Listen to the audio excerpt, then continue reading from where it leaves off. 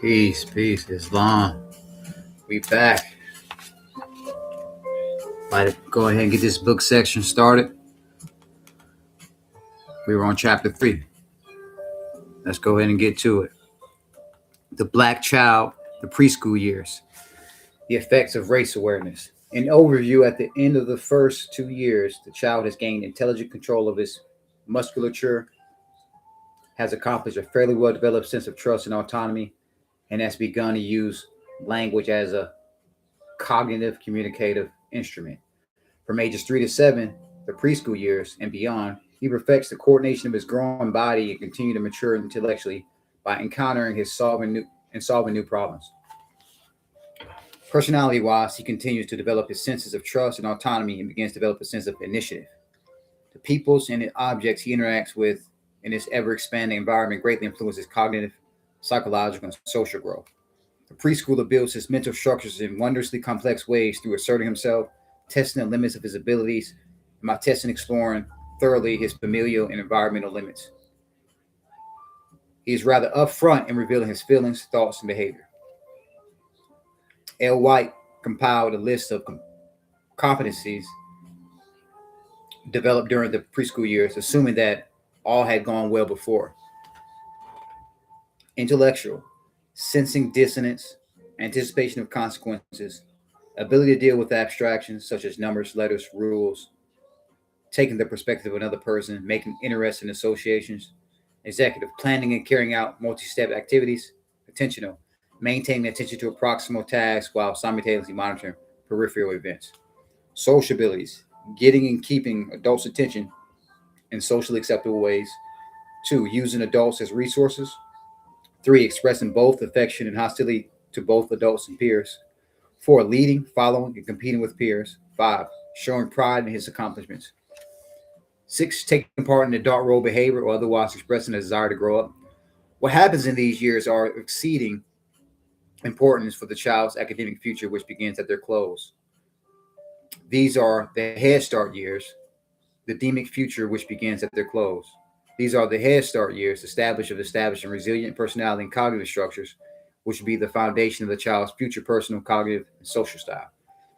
As we mentioned in the previous chapter prior to the preschool years, the child is chiefly concerned with gaining mastery over his mind and body.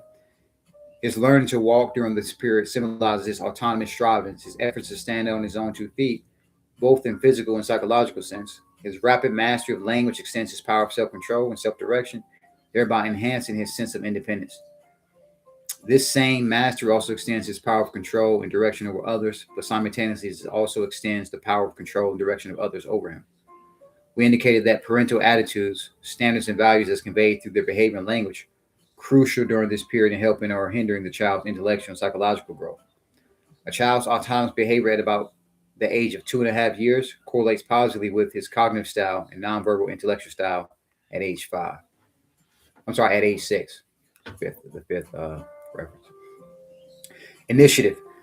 As the development of sense of autonomy is the hallmark of the child's first 2 years, the development of the sense of initiative is the hallmark of the preschool years. Then the child becomes a full-fledged explorer, a curious adventurer, and incessant activist. He takes great pleasure in trying new things just for the satisfaction of doing them. He also relates his new experiences to his old ones and interprets the old ones in terms of the new. His chronic questioning and talking may become the dread of his parents. Through his growing imagination, he tries out various roles and gains new experiences through his creative use of his surrounding environment. A fundamental part of the sense of initiative developed during this period is the child's aggressive pushing out into the world and assertive attack on obstacles in his path. This aggressiveness and assertiveness is inextricably tied up with the child's cognitive, intellectual, and imaginative growth. This aggressiveness and assertiveness, when left undisciplined and rationally uncontrolled, or over disciplined and over control, will work against his positive intellectual, personal, and social growth. Measure of assertiveness are a reflection of the child's ability to interact with his environment and to master it. Since intelligence tests measure knowledge and mastery, the child who deals assertively with his world is more likely to score high on such tests. It is during the preschool years that the child more effectively begins to distort and restrict his imagination and initiative through the introjection of parental attitudes, values, behavior patterns in general, and the prohibitions.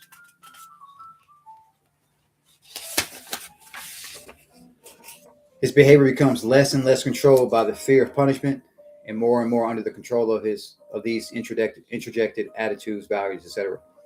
Consequently, for the first time, the child begins to experience feelings of guilt, pain of conscience, and more importantly, begins to judge himself in terms of others. Additionally, overprotection or over-restriction of the child's initiative strivings force him to choose from several among coping strategies, which may become a permanent characteristic of his personality. The restrained child may choose to become withdrawn or socially, psychologically, and cognitively unassertive. He may choose to become defiant, to attempt to gain his way through the use of bravado or guile, to become destructive, compulsive, stubborn, rigidly conforming in an unreasonable, irrational way. This child may also become overwhelmed by a chronic victim of feelings of shame, guilt, doubt, and worthlessness. Permissiveness may lead to the child to exhibit reckless, uncontrolled, assertive behavior. It may cause the child to disregard the rights of others, or may lead also to the development of the types of strategies listed above as used by the over-restricted child if the child from the permissive environment is allowed to let his recklessness lead to situations where he is hurt, severely rebuffed, shamed, or brutally retaliated against by an offended environment or something or someone in the environment. Thus, in line with the recommendations listed at the end of our last chapter, we say that the authoritative caretaking which allows the child room enough to flex his physical and psychological muscles, but which at the same time restricts reckless, uncontrolled, destructive, unreasonable behavior on his part best suits the development of a healthy initiative, assertive behavior. Initiative in the black child. Generally, the average parent rears his or her child in terms of his or her own childhood training, past experience, and future expectations. The childhood training, the experiences of, and the expectations of for the future of black parents raised in a racist America and subjected to the negative operation of three variables: schism, frustrationism, and restrictivism, discussed in the previous chapter, do not bode well for the development of the black child if they raise their own child in terms of these variables. Unfortunately, this is the case. It is obvious even to the casual observer what the American experience has done to black people in general, including black parents.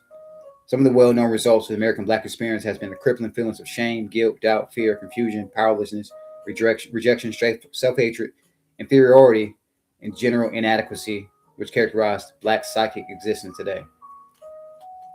And that's why it's very imperative to know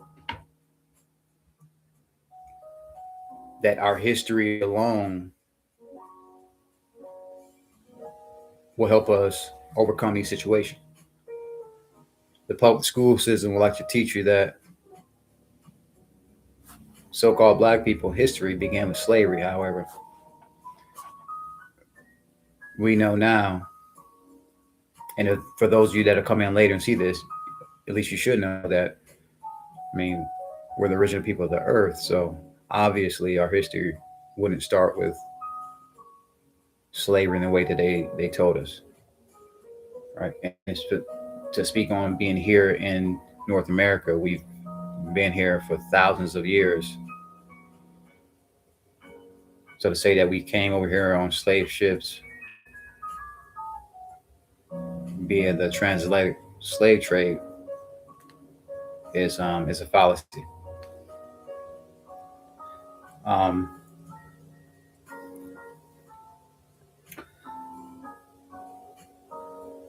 These feelings are passed on to their children by black parents whose consciousness does not allow them to conscientiously resist such tendencies in their families, communities, and the nation at large.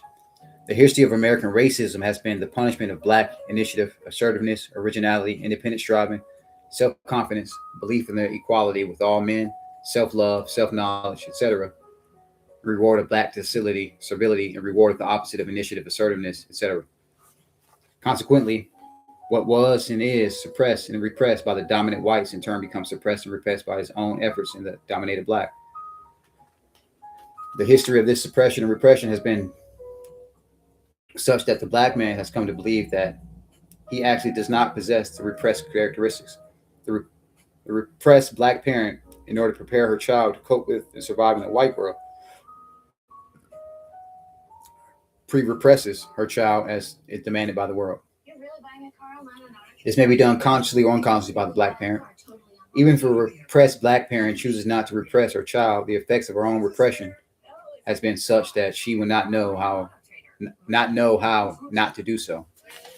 Again, that's why it's important that's why it's imperative that fathers are there, and also the fathers should be able to speak life into the mothers that might not have that knowledge of self yet,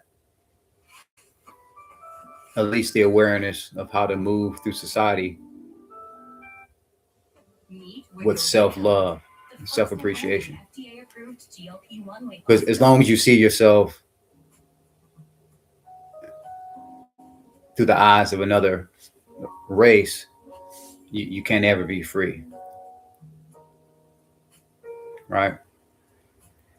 That's why the imagery is so heavy through colonialism and occupation to make everything look pale face.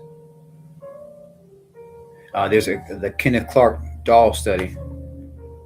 Now I haven't heard anything about it later than 2010, but that's where they had the so-called black baby doll, so-called white baby doll. They have the children in there, and then ask them which one do they think which is pretty, which one is ugly. A majority of children say that the white colored baby doll is, or the pale colored baby doll is pretty, and then the dark skinned baby doll is ugly due to the conditioning. So once you're out of that conditioning, yeah, telling you nothing can stop you. Speaking from experience. um, Her effort to raise a man or a woman may be frustrated by her self-doubt or lack of knowledge, as I was just mentioned. Thus, the healthy development of the black child of initiative, assertiveness, etc., and his resistance to the feelings of shame, guilt, doubt, etc., are thwarted or left malnourished by his repressed black parents who align with the racist history and current practice of America, wittingly or unwittingly, inculcate an inferiority complex in their children. Independence, self-assertiveness, self-confidence, etc., in the black adult has been so viciously punished by both overtly and covertly by the dominant white society that in their efforts to ward off that punishment and to protect their children from it, to ward off white retaliative responses against black independence, self-assertiveness, etc., strivings and through a curious identification with love for the white oppressors, that even within their own communities and families, blacks often become vehemently resentful and punish or fail to support independent, self-assertive activity among their own members and children. Got to raise above the condition. The low expectations engendered by white racism, coupled with the low expectations and fear of failure, the blacks have themselves combined in the black parent to vitiate the black child's initiative, self-confidence, etc. At best, the black parent's expectations for a child are ambivalent, confused, uncertain, and lacking in confidence. The black parent's own experiences and low expectations helps her to easily rationalize her lack of interest in encouraging and supporting her child's healthy, assertive, confident strivings. It helps her to help her child to easily rationalize his failings and fear of competitiveness. Fifth grade.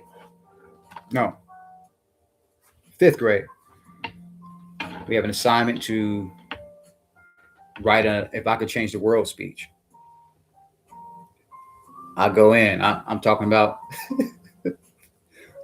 I've always had a great heart. I'm writing about getting the strippers out of strip club, and then I think I said I put if Martin Luther King was alive, he won't want that or something like that. But I don't remember a lot of the speech, but I remember that part because they made me change that part. They made me take that out. So I was like, hold on now, this is my vision of changing the world. Why can't I write that freely as I would like to? And then, went home, didn't really like that. And then went to my mother. She's dealing with the world. She can't really focus on, my little brother and myself in regards to that way. Single woman, raising two children. So it's like, she kind of just like, just go ahead and change it. Just go ahead and change it. Not really showing that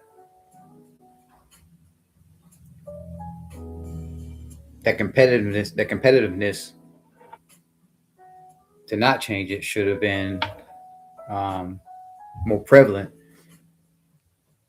But then again, she saw that all the black backlash that could possibly come with it, and that's just the way it is. So she kind of more assimilated to the way things are. But just the way my father is, had he had been around,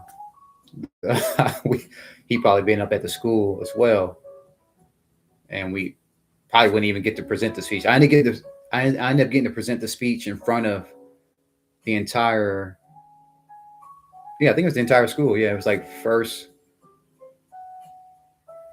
Yeah, we made an event out of it. It became. Yeah, I think it was like first to fourth grade that we had to speak in front of. It was me and another um, European woman that had made it, or European girl at the time. But we was the only one that made it from our class to speak in front of the entire, basically the entire school.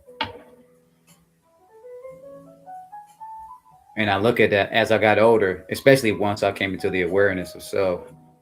I'm like, man, things like that. You supposed to like it was showing you already how the public school system is not made to value your true um, ability to think for yourself. It's about being able to conform to their ideas and present them. Teach you how to think and not what to think. No, teach you what to think and not how to think. My apologies. Yeah. But of course, John D. Rockefeller, I think it's 1902 Board of Education plan states that they want workers and not thinkers in the philosophy section. So why be surprised, right? All right.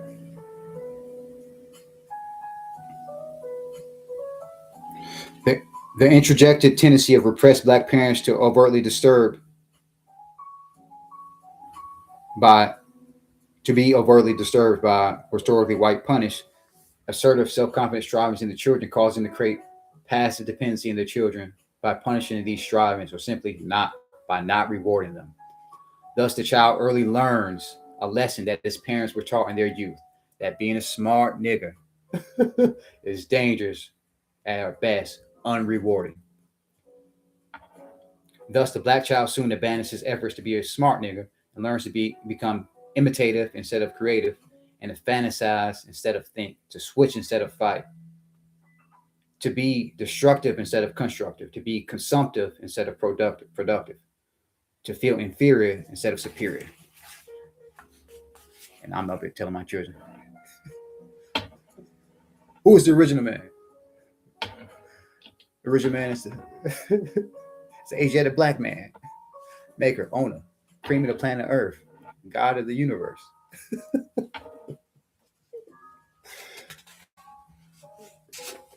That's the original woman's will. I have a daughter. I'm telling her, yeah, you God, you are Allah.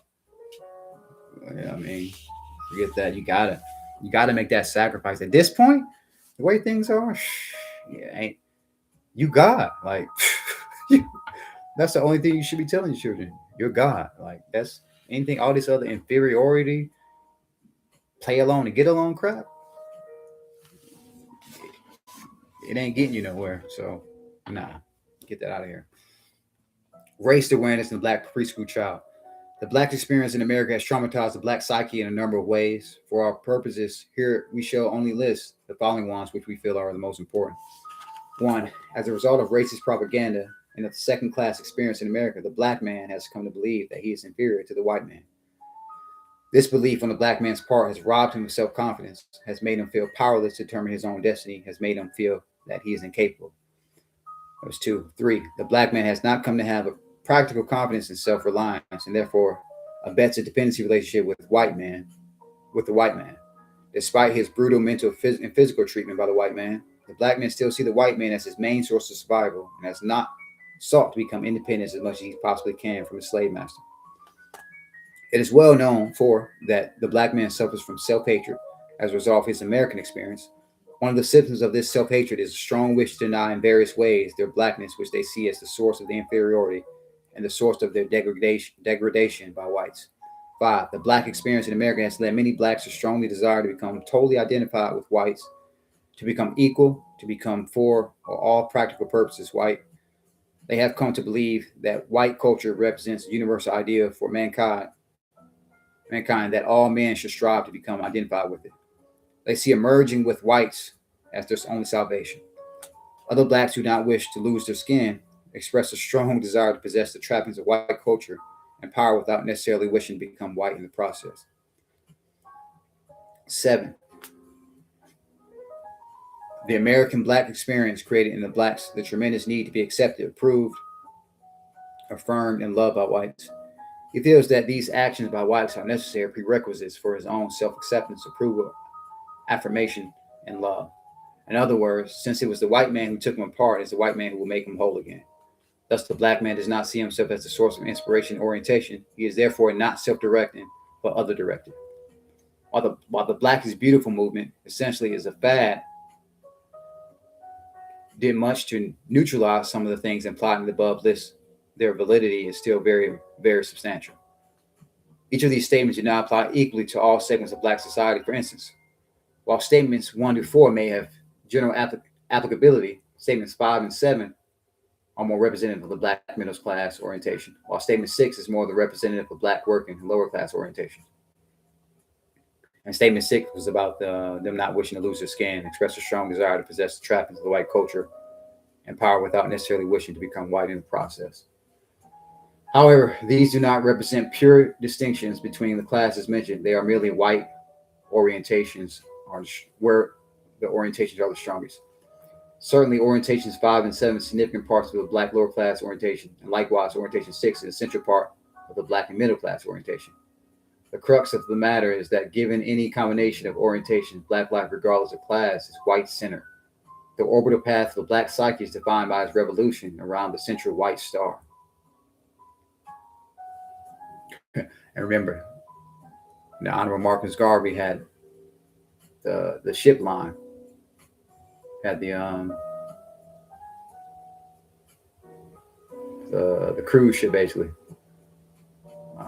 called the Black Star Line. So that's interesting. They say that revolution around the central white star. The world we have described above represents a very important part of the psychosocial world of both the black parent and the black child. The latter is socialized in such a world and matures to reflect the imprint of such a socialization process. It is evident that blacks have very serious difficulties facing their blackness and its realities. We agree with Harrison Ross when she says that one of the realities many blacks have great difficulty in grasping is the most obvious, most personal reality: dark skin. They go to the extremes to avoid facing it. Like the ostrich, they're scared. Harrison Ross prepared a questionnaire about race and administered to it in informal sampling in New York City. Youth ranging in age from 5 to 18 that came from the black ghettos as well as from the black upper class. To the questions: what do your parents tell you about being black? And when did your parents tell you about being black? Typical of some of the answers were: boy, 12 and a half. I found out myself. I looked at my skin, I looked at theirs, and I came up with that conclusion. And again, I mean, let's look at my skin. I'm not black. The cover, these shadows of the children right here, is black. Look at my skin. It's brown. So what are we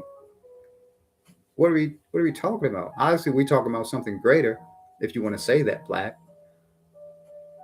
If the cosmos, yeah, it's black. So if you want to say I'm black in that way, okay, cool. Just call me cosmic then. Right? Girl, 17. They told me that as a black person, we are originally from Africa, our mother country. Girl, 5. They said it very hard. Be black. Girl, 10. No. Girl, at 6. Nothing. Boy, 14 and a half. They didn't tell me anything. I learned for myself. Girl, 18. My parents never tell me about being black. I find out on my own. Harrison Ross concluded that most black parents do talk to their children about being black, but it seems that what is said about the subject is inconspicuous, innocuous, virtually philosophically meaningless, platitudinous, or comes in the form of admonitions or exhortations for the youngsters to live to white standards. Yeah, we literally a bit like my beard is black, like my glasses are black, my skin is brown. Like what? How could I say that I'm black? Like I get it and the idea, but it's like, hold on, bro. Like, am I wrong for thinking that way? Like, oh, wow, I'm brown. um, she quotes a black mother saying, "My husband and I talked to both of our sons about being black. We told them that blacks are just like anyone else, but that some white people still have to be shown, and that it's up to us to always put our best forward in public. In other words, the children were admonished not to act like a nigger." Harrison Ross rightly implies that black parents, in line with the dominant white society, make racism in American culture a black problem instead of a white problem. It really is. Consequently, the burden of proof of acceptability falls on the black person. The prime requirement for gaining such acceptability is that the person becomes other than himself, i.e., white black man, the schizoid to which we earlier referred. This is true despite that what we may appear as white acceptance of blackness. The first person to push the black child into the schizoid process are the black parents. So that's why it's imperative. Like, and again, if you don't want to identify as Moorish American, understood, cool. But the so-called Negro problem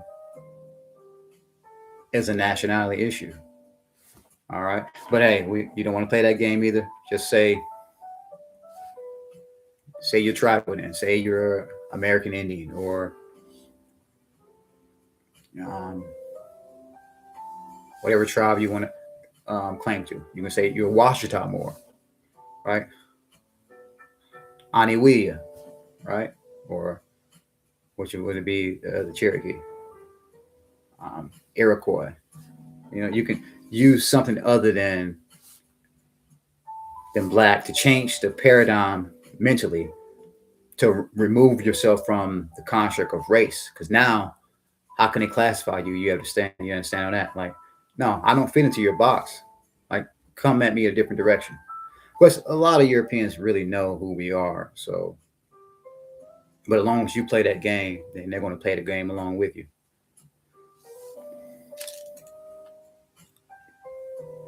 And again, don't call them white either. You know, I was having a conversation with uh, a maintenance guy in my neighborhood, and that's the last time we had that conversation. But he was talking about race and things like that, and like he was making the point that I mean it's really only here, in America. I'm like exactly because it's through colonial occupation, is by design, which is essentially a caste system.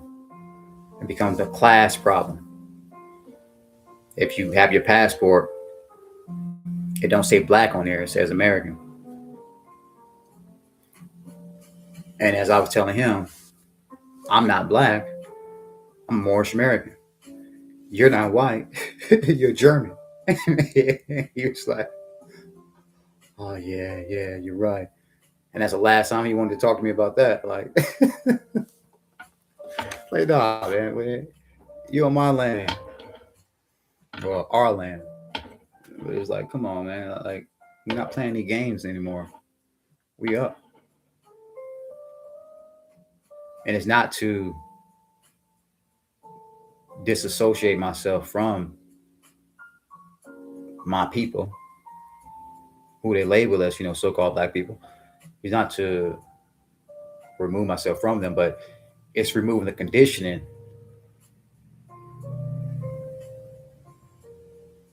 and you can no longer control me through the narrative that they're using.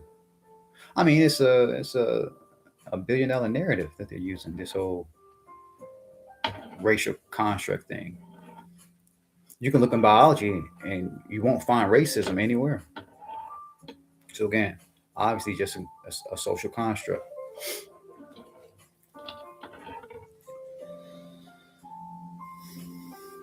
The parental tendency, which results from the nature of black existence, which we discussed in chapter 2, creates discontinuities in the black child's personality and starts him on the road to schizoid living. These discontinuities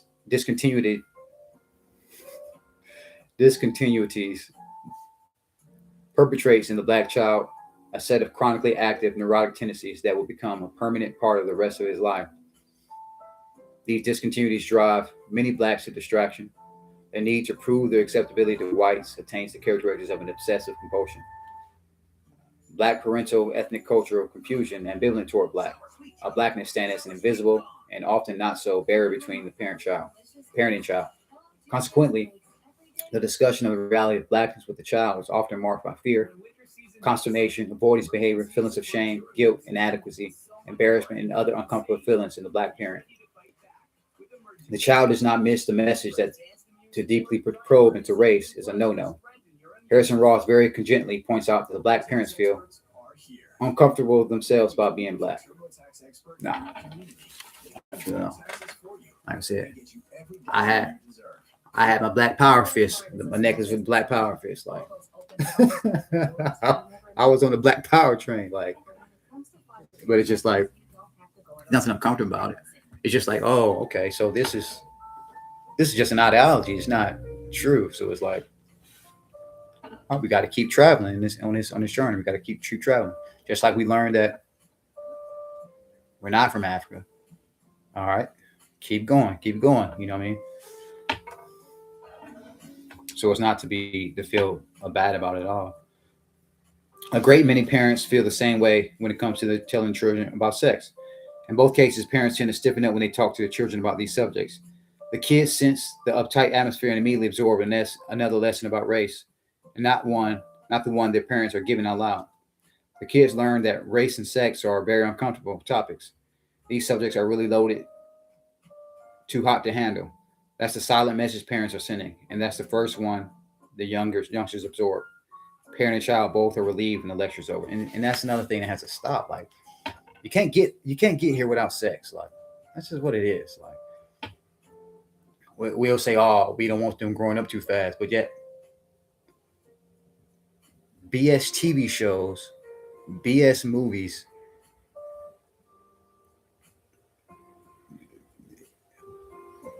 might be doing BS activities around them. So it's like you don't want them to grow up faster in ways that can actually benefit them, but it's cool for them to experience things that's detrimental to them. And then you end up in a situation where you have parents say, well, do as I say, not as I do.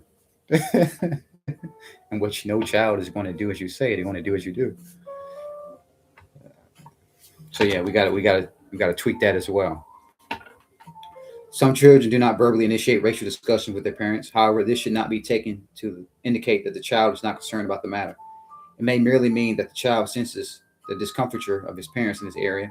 Children whose sensitivity is often underestimated by their elders can sense their parents' ambivalence and self-hatred in matters of race. This is even the case for a black parent who harbors these feelings consciously and publicly act proud of their blackness.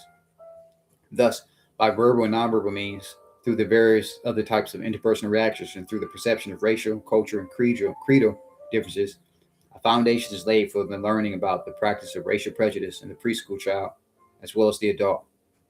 It is obvious that the children learn social, racial, and religious prejudices from their parents, peers, and influential others. These childhood prejudices are learned through observation, imitation, and experience, through the rewarding of prejudice responses, and as a result of direct instruction. Even though development of racial prejudice, which also implies prejudice about one's own race, the unfounded belief in one's own racial superiority or inferiority is a gradual process. It makes its appearance early in childhood, and its definitive effects can be observed reliably beginning at age 3. Children exhibit racial preferences at the kindergarten and first grade levels and express conscious awareness of the social, evaluative meanings of ethnic differences at this time also. Wow. and the well-known doll experiment in Northern Syria, Kenneth Clark found that 75% of black children around ages 3 were conscious of their difference between white and color. While the age of 7 percentage was virtually 100 Clark indicated that there is no doubt that children learn the prevailing social ideas about racial differences early in their lives.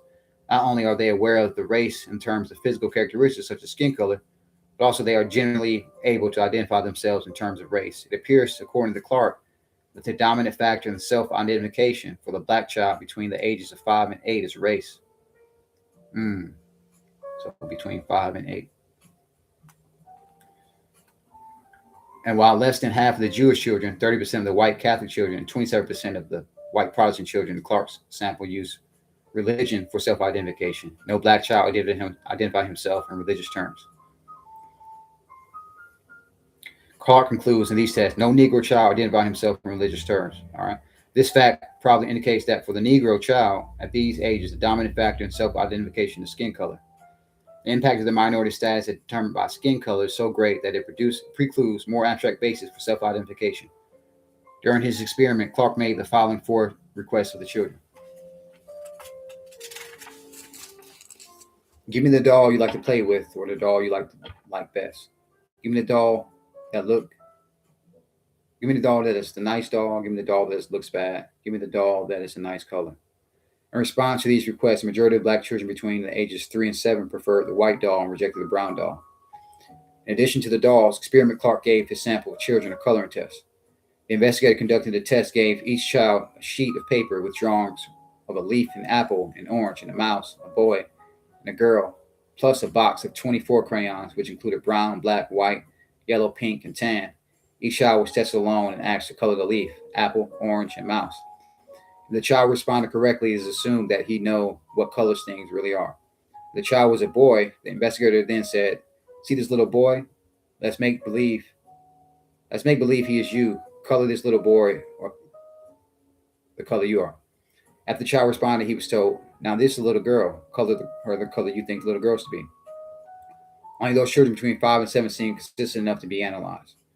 Clark found that all the very light-skinned black children colored the white figure representing themselves with the white or yellow crayon.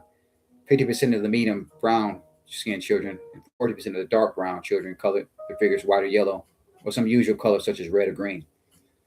This occurred despite the fact that these same children accurately colored the leaf, the apple, the orange, and the mouse. Clark interpreted this as an indication of emotional anxiety and conflict in terms of their own skin color. Because they wanted to be white, they pretended to be. He also found that when these children were asked to color the child of the opposite sex, the color they preferred, 48% of them chose brown, 37% white, and 15% a bizarre, irrelevant color.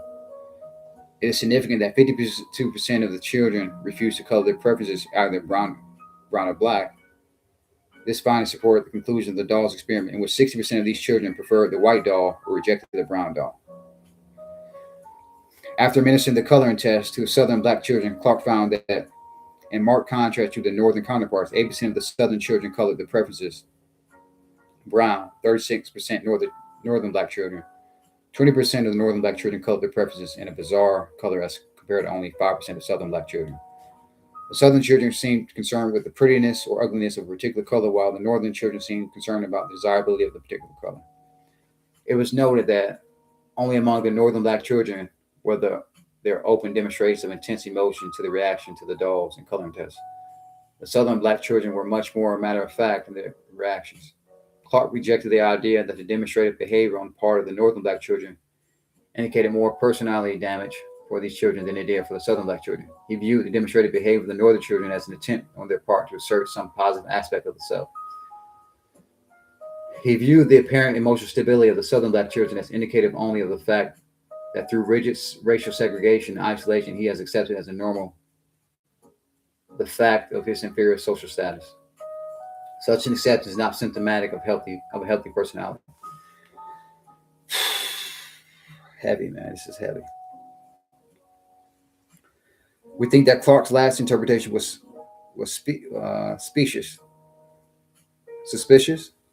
No, it just says specious, or maybe it's supposed to say suspicious, but which could be just strange.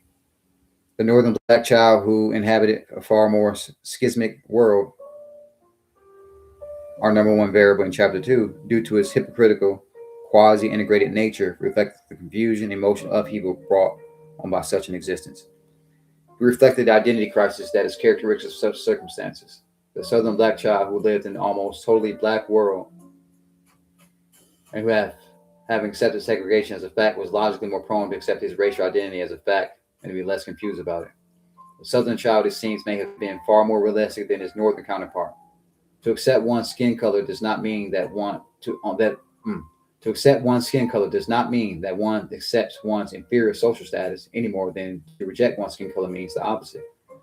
To be in emotional turmoil about one's racial identity, i.e., what color one is, not necessarily a positive statement about one's personality. Despite what racial conditions inhere, not to know or to misconstrue one's skin color is not a sign of health. The knowledge and acceptance of one's physical self, regardless of how that self has been maligned, seems an assertion of some positive aspect of the self. Right, I'm sorry. If you don't accept the skin that you're born in, you're obviously not accepting yourself. It's just as simple as that. Like, you don't have to do any testing to figure that out.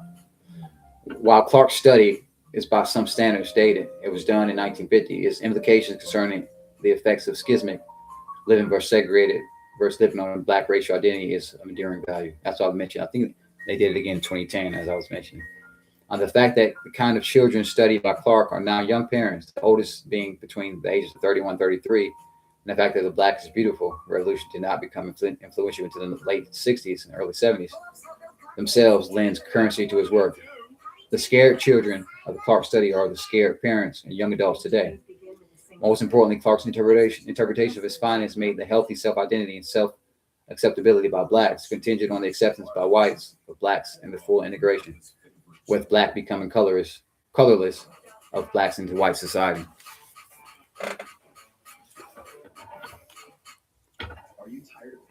Thus, black self-love could only be made possible through the full white acceptability. It was these interpretation and implications in Clark's studies which contributed so much to the Supreme Court decision in 1954, which in turn led to a brutal and in a large number of cases futile integration struggles that continue up to today. The point of view that black self-love and acceptance and black mental health in general can only be or best achieved through full white love and acceptance of blacks is still a point of view in the black community.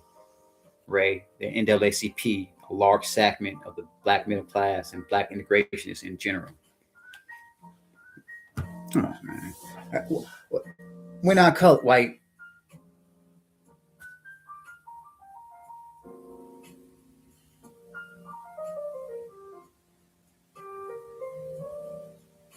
The National Association Advancement of Colored People. Come on, bro. Really?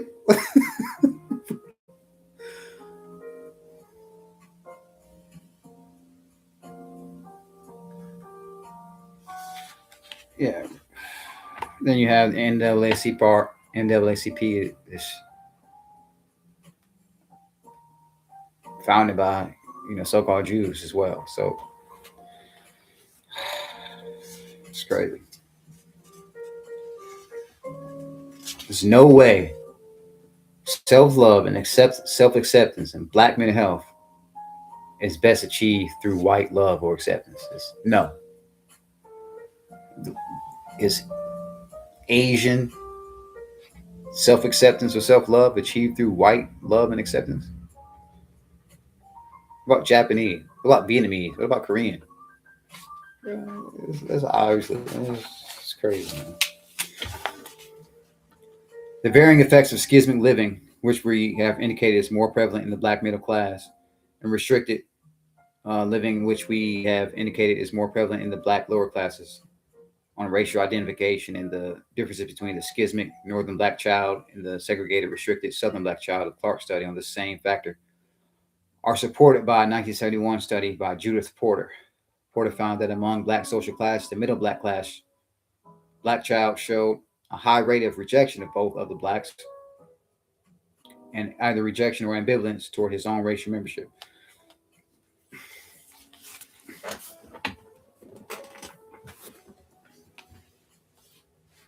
In terms of their own self-identification, Porter found that black working class, highest of all, and the black lower class, close to the working class score, manifest significantly higher brown preference when compared to the black middle class child. She also made the interesting finding that through the ADC, here representing lower class blacks, author, subject show almost as much white preference as the middle class, the self-identification results are more similar to those found for the working class. The middle class results found by Porter's study can be explained by the black middle class's schismic tendencies and is without group orientation, i.e., the wish of the class to attain full acceptance and status outside its own group in a larger white-dominated society. In addition to the wish, this group tends to measure itself according to white standards and values and compete directly against the whites, despite the anxiety producing side effects of such competition creates in such blacks. The failure of the black middle class to find full white acceptance, and the obvious reason for this failure being their blackness makes them, the members of the class, more prone to reject their color, which is seen as the source of their failure. To a large degree, the black middle class depended on the white middle class for affirmation of its status and its self-acceptance. The black working class, because it is mainly dependent on the black middle and lower classes for affirmation of its status and self-acceptance, is relatively independent of the white middle class standards and values as means of gauging itself. This independence permits this group to have a more positive self-identification and self-image than either of the two groups. According to Porter, children from this group were more vocal in expressing hostility toward whites than the other groups. The black working class, unlike the black middle class, is within group oriented, i.e., it tends to affirm its status more within the black world than does the middle class black group. Because of its restricted living circumstances on its bottom position, which forces it to intermingle and compete against the two black classes above it, the black lower class can little deceive itself about its racial identification. However, its powerlessness to attain status, even within the black community, let alone the white community, makes preferring to be white the only logical means of rising above the black middle and working classes, and if desired, being fully accepted by white society. The apparent contradiction that Porter noted about the black lower class child may also be due to the possibility that the black lower class identifies ultimate power and status with whiteness. In this sense, it's similar to the black middle class and wishes to be identified with the power status whiteness symbolizes without, as is the case with its more schizoid middle class counterpart, denying the reality of his skin color. The children of these three black classes reflect the orientation of the class from which they come. Despite the class differences found by Porter, we must remember that they are all relative. They are also different by significant degrees without group oriented. As we have stated before, all blacks without regard to social status are white-centered. As we shall see later on in this book, this white-centeredness helps maintain black feelings of inferiority, feelings of powerlessness, in many areas of function, including cognitive academic functioning. In regards to without group orientation of blacks, a study by Mary Ellen Goodman is of particular interest. We should mention that Goodman, in another study, which supported Clark's findings, found that black children between the ages 3 and 4.5, when asked questions about their racial identification, reacted with uneasy, tense, evasive behavior. Such was not the case among the white children studied. In our study of the racial orientation of black and white children, Goodman reached the following conclusions. We found that Negro children to be basically out-group oriented, to share a sense of direction away from Negroes and toward whites. But the white children are in a group oriented, their basic orientation, their sense of direction is around within the orbit of the white world, and quite without the racial self-doubt and self-concern which is in the Negro children. The Negro children showed their basically out-group orientation and inclination toward out-group preference, friendliness toward out-group, coupled with inclination toward an in-group neutrality or even antagonism, author's emphasis in inferiority or neutrality, but never superiority, author's emphasis. Vis-a-vis is the out-group. Our white group presented a strikingly different oriental picture, both generally and specifically. Yeah. Parents, we got our hands full. So the whole black-white thing is just duality. It's just everything is dual, right? Just like a positive and negative charge, right? And the goal is to raise above that condition. Yet, knowledge itself is imperative.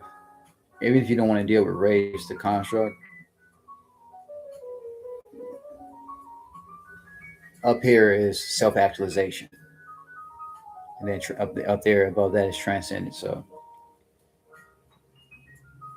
if you're not going to identify with that, then you got to identify with the inner world. That's it. But you can't ignore both. Like, yeah, Yeah, that's crazy. So the chart below schematically summarizes Goodman's findings. Nature of orientation in Negro and white children.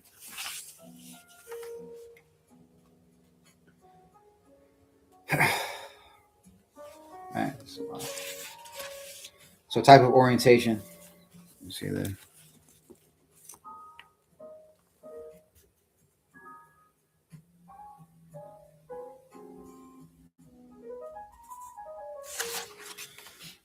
So the type of orientation, in-group affinity, Negro 72%, white 70, 90, 97%, auto-group affinity, Negro 28%, white 3%, in-group preference 20%, 26%, 92%, out-group preference 74, 8, superiority toward out-group 0, 48%, neutrality toward out-group 43%, 52%, inferiority toward out-group 57%, 0%.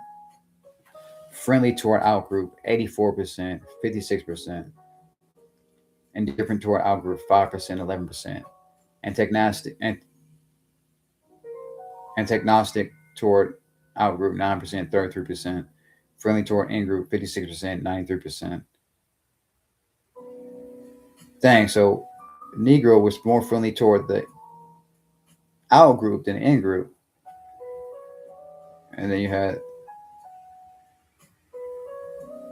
Europeans, when the white, so-called white, was more friendly toward the in group than the out group, 93% as opposed to 56%.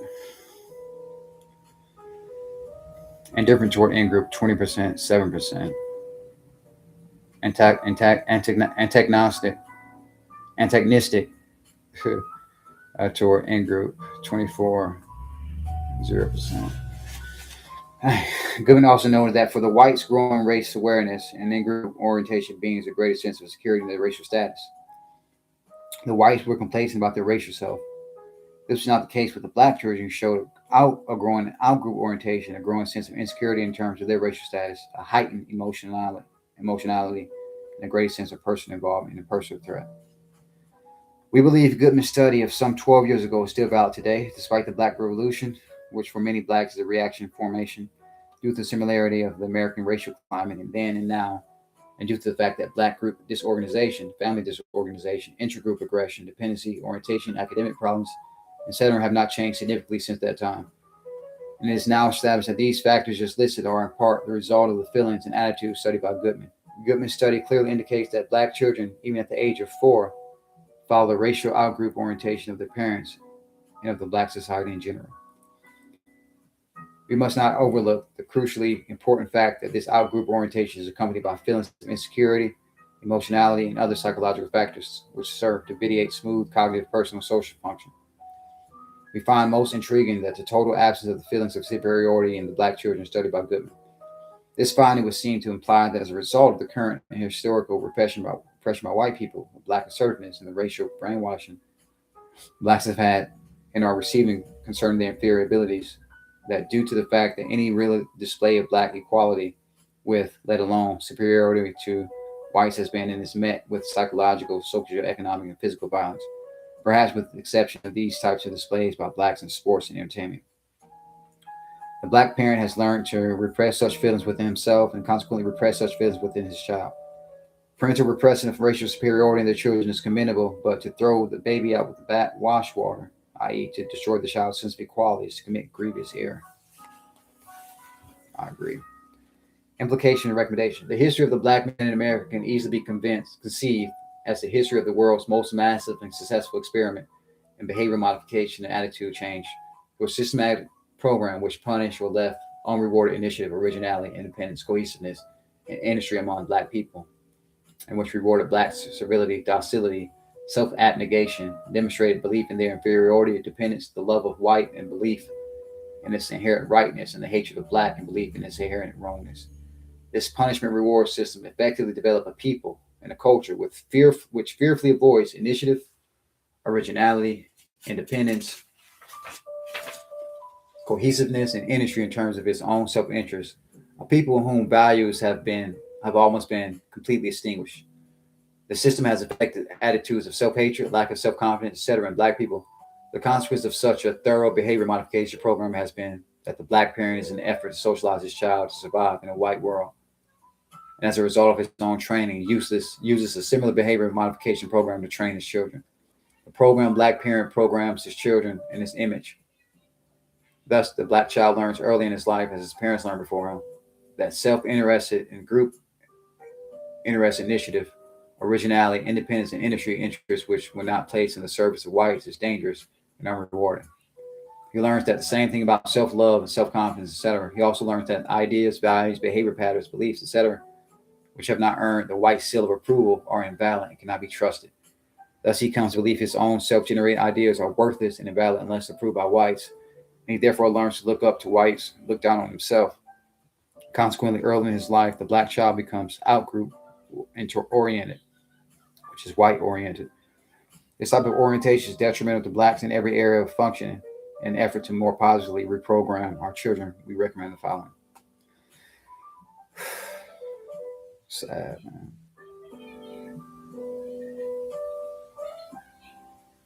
1. Follow the outline of recommendations made in the previous chapter.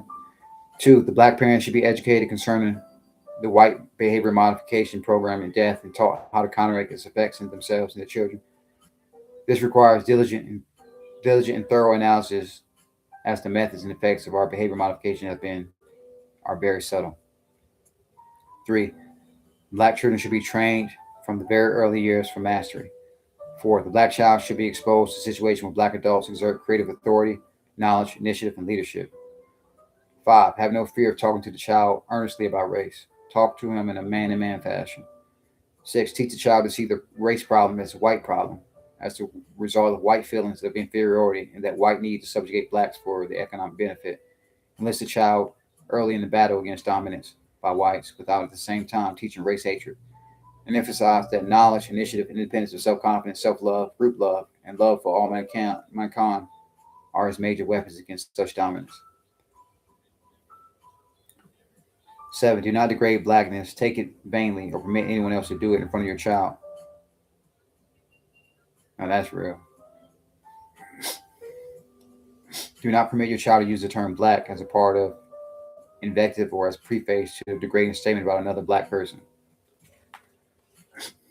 8. Maintain consistent, positive, cutaneous communication with your black child. Genuine, warm, supportive love, which complements his blackness, will go a long way in creating and sustaining self-love in your child. 9. Have your child understand that he is loved first.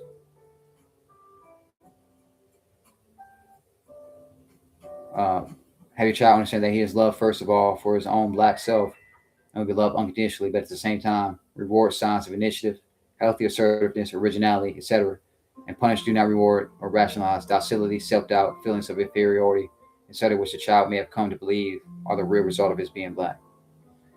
10. Teach him to love his people and seek them out as objects of his love and loyalty, while at the same time teaching him to love and respect others and individuals. 11. To be pro-black is not to be anti-white. To love oneself does not mean to hate others. It must be understood clearly that the genuine love of one's own ethnic group is the basis for the love of oneself, for the love of others, and the basis of the love and personality in general. I agree with that, except I'll just replace the black with more.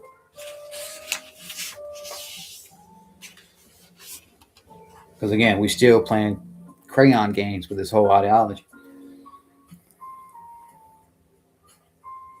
All right. So the next chapter we'll get into be the psychogenic brain damage in the black child. I'm sure that's going to be a pretty heavy one there as well. Yeah, so that was just one of the shorter chapters. So whoever sees this in the future, thank you for checking it out. Like, share, and subscribe. And let's not take this lightly. All right. Be great after the day. Islam.